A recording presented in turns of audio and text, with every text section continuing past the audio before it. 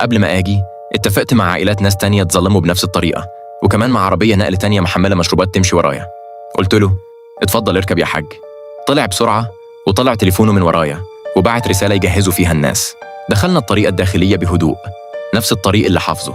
أشار على لفة حادة وقال كده هتوفر نص ساعة. اللفة دي كانت نفس المكان اللي والدي عمل فيه الحادثة. مسكت الدريكسيون جامد وبطرف عيني شفت المسامير مرصوصة في نص الطريق زي السنان. عملت نفسي مش واخد بالي، وفجأة حودت عشان أفادي عربية جاية. الكاوتشات عدت فوق المسامير بصوت تقطيع حاد، والعربية اتهزت بقوة. استغليت اللحظة ووجهتها ناحية المجرى اللي جنب الطريق، فاتقلبت العربية واتفتح الباب الخلفي بعنف.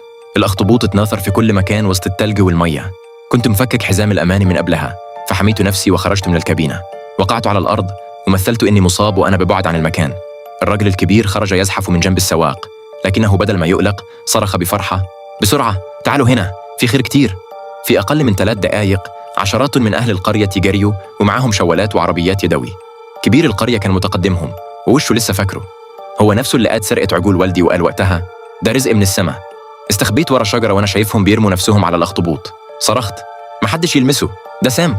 راجل ضخم بصق على الأرض وقال باستهزاء أخطبوط سام؟ فاكرنا أغبياء؟ وبدأوا يعبوا الشوالات بسرعة.